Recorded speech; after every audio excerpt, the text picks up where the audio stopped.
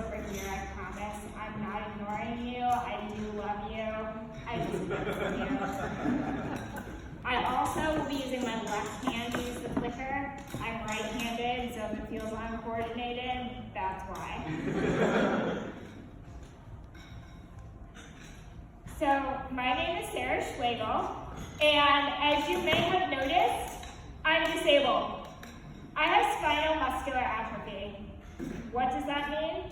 Well, it means my motor neurons died. So when I say arm, go up, my arm only goes up a tiny little bit, and when I say legs move like I am right now, well, you can see how well that's working out for me. To maintain independence, I use a power chair and PCAs. And I call them PCAs, or personal care attendants, because they help me with elements of care. I'm sorry. See, this is... So, they help me with elements of care. I don't need anyone attending to my needs because I am not being fed grapes by the pool like some sort of goddess. I just need help going to the bathroom and doing almost every other activity of daily living. So when you look at someone with a disability, you think dependence, missing out on things, and being sheltered. But that's not the case. Just because someone relies on other people or medical equipment, that doesn't mean that you aren't independent. So one of my earliest memories is at Disney World. One of my favorite places, if not my most favorite place. I was 4. My mom and I were in Castle Couture, and she was checking out. I was about 4 feet away from her, looking at princess dresses in line, and I couldn't see her. So in my 4-year-old mind, I had assumed that she went back to the hotel without me. So I left the shop and started towards what I thought were the buses to get back to the hotel. While I'm wandering around the Magic Kingdom in my power chair at approximately 6 miles an hour, my mother is panicking. Her 4-year-old is missing. You would think a kid in a power chair would be a pretty obvious spectacle and not actually be difficult to find. But it turns out there's a lot of information that you have to give to get your kid back at Disney. So, wheelchair, pigtails, sunglasses were not a good enough description for the Disney cops. She had to give them my eye color, my hair color, and at least 5 other descriptors. And while all of that was happening, I was zipping around the Magic Kingdom. I made it all the way to Space Mountain, and halfway back, before 6 Disney secret agents found me and asked me to confirm that Sandy was, in fact, my mother. So since that day, my dream vacation has been to go to Disney World alone. And by alone, I mean without my mom. So most kids do stupid things and fall and get injured. It's part of growing up and learning how to be independent. Well, I had the added bonus of getting stuck. Yay! So when I say stuck, I mean like really stuck. Like getting a flat tire stuck or getting stuck in the woods. When I was in school, I had a special school district helper, better known as a para, assigned to help me with all of the things I couldn't do, like go to the bathroom or move books in class. Sometimes I didn't love having my para, and sometimes I do things to get rid of them. But one day in 5th grade, my class was doing a team building activity in what were known as the Westchester Woods. When the whistle blew to go in, my teammates hopped off the closest curb and ran inside. There was only one curb cut. It was on the other side of the woods. And if I learned anything from my Disney experience, it was to stay put if you're lost. So I stayed put It took 45 minutes before someone realized I, a 10-year-old child in a wheelchair, was missing. My absence from class wasn't that unusual. Between trips to the nurse's office for bleeding treatments, the ordeal that is using the restroom, and being pulled out of class for OT, PT, and special ed classes, I was gone for a good 30% of any given day. So now you're probably thinking, how did a kid with a para get lost in the woods without an adult? Well, like I said, I used to sometimes hate having a para, so I'd give them the slip. On this particular day, because we were working with teams, I told my para to go help the other disabled girl in my class, because woods are no match for a power chair, and the other girl could walk and might have tripped on a twig. How selfless of me. So when my para and teachers finally realized that I was missing and had to call my mother and admit that they briefly lost me, they insisted that I never go anywhere without a super cool, bright blue walkie-talkie while I was on campus, so that I could contact my para at any time, or they could contact me. This made giving them the slip a lot harder, and it made my high school experience a whole heck of a lot less fun. But it did give me some independence. Instead of having a para hang around me 24/7 while I was at school, I got to be with my friends or alone in the class. And I could just ping for help when I needed it. So I've also found independence through travel. I love to travel, so I travel a lot. And with travel comes planning, complications, and equipment. I played power soccer and was in my church's youth band when I was in high school. Both of those activities have given me amazing opportunities to visit new places and spend time with my peers and other natural supports, like my family. And traveling is great, but it can be complicated. Hotels are exhausting. After spending hours on the phone explaining your accessibility needs, you literally never know what you're gonna get. Are they gonna give your hotel room away before you get there? Or are they gonna put you in an accessible room where the bathroom door is too narrow?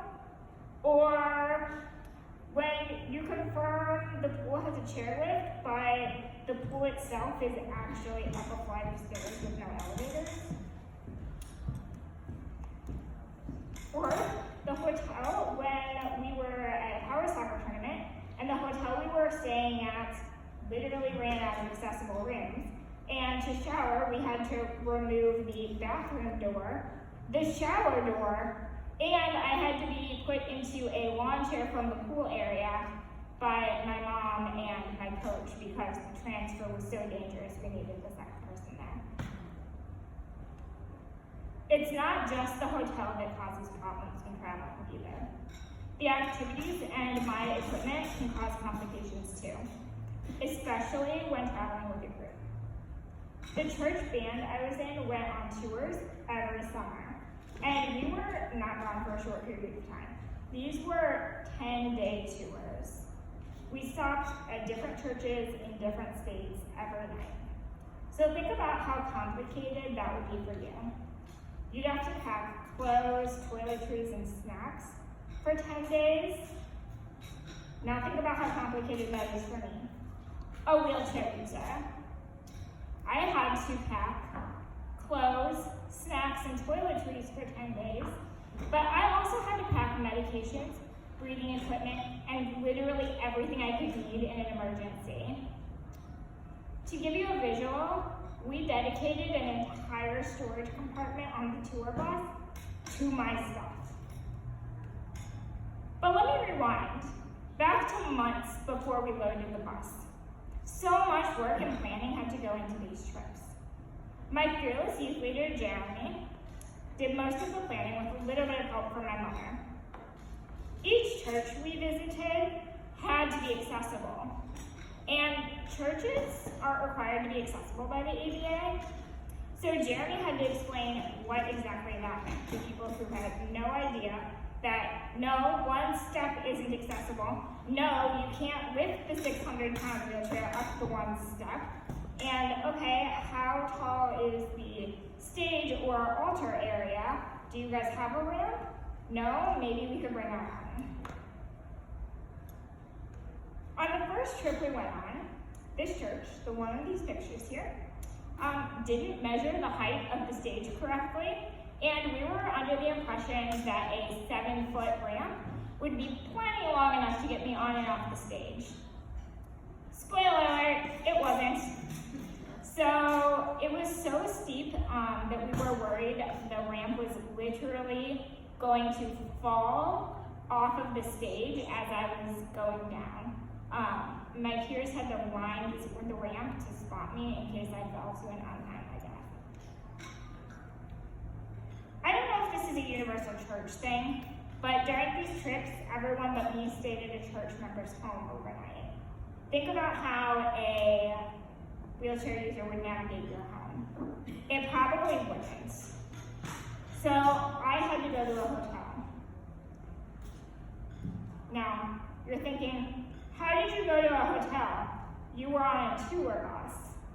Well, my mom drove our accessible van alone behind the big red tour bus the entire time so that I could experience the same level of independence as my peers and get to go to the hotel at night so I could, actually sleep and shower and stuff. On another one of those church trips, we went to New Orleans, and overall this trip was amazing. But one of the churches we visited, you guessed it, wasn't accessible. They assured the youth leader they would have a ramp ready. So this ramp was technically a ramp. It was just really narrow. In fact, it was literally the exact width of my wheelchair and set up on far too many steps. Again, this was an absolutely terrifying ramp that I was quite unsure if I would live to come back down it. So somehow, by the grace of God, I made it up and down the ramp and lived to graduate high school and go on to college. So most students plan their college classes around being able to sleep. I planned my college classes around being able to pee. Using the restroom for me is a process. So much so that I have literally dedicated an entire social media account to Sarah Sits on a Toilet, which you can find at Facebook and Instagram. So, since I'm not able to transfer myself, one of three things has to happen. One, a very strong person, like my dad, has to lift me. Option two less strong people have to lift me. Or option three, I get to use a Hoyer lift, which is basically a crane for people. So this Hoyer lift doesn't only just transfer me to the toilet, it also gets me to and from the bed, if I dare sit on the couch, wherever. It gets me where I need to go. But it's a pain in the butt, and that pun is intended. And it has a lot of steps involved to use, and it is not portable, even though it claims to be. So, every time I wanted to go to the bathroom, I had to go back to my dorm. So figure 30 minutes, 15 to 20 minutes for the process of getting in the Hoyer or putting the sling on, and 10 to 15 minutes for travel time. How long does it take you to go to the bathroom? 5 minutes, tops, maybe 6 minutes if there's a line. So, not only did I have the challenge of finding the best classes with the best professors, I had to make sure I could go pee. Now that I'm navigating life as a disabled adult, I'm actually finding it to be very difficult and just as frustrating. And I'm still planning for when I get to urinate. Fortunately, I have some fantastic PCAs who make that a little bit easier. story.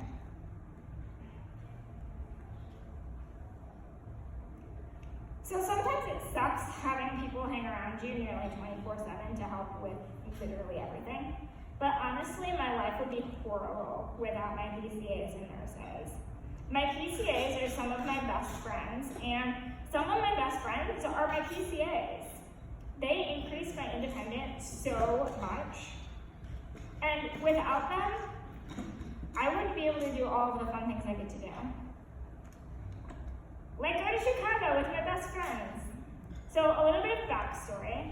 In high school, my best friends and I always said that we were going to take a countrywide road trip in a renovated school bus when we graduated college.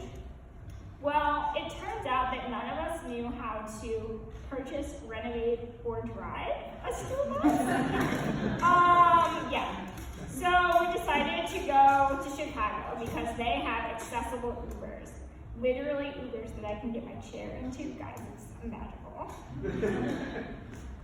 So, last summer we went to Chicago, and this trip was honestly one of the best trips of my life. I don't know if it's because it was the first recreational trip without my mom, the accessible Ubers, or what, but it was amazing. Something about being able to do a wall crawl and literally disassemble parts of my wheelchair was just so liberating. I took so many Instagram photos that my mom would have rolled her eyes at if she had been there. I finally felt like I was doing my 20s right. So being on a trip where I didn't get mom eyes for disassembling my chair and getting 4 brunches in 3 days and riding sideways, unseatbelted and untied down in an Uber that was too small for my chair was just so liberating. Guys, it was awesome. And while that Chicago trip was the trip of a lifetime, and it has made me feel more independent than anything else has, I'm still waiting for that solar Disney trip. So, Venmo me? Thank you.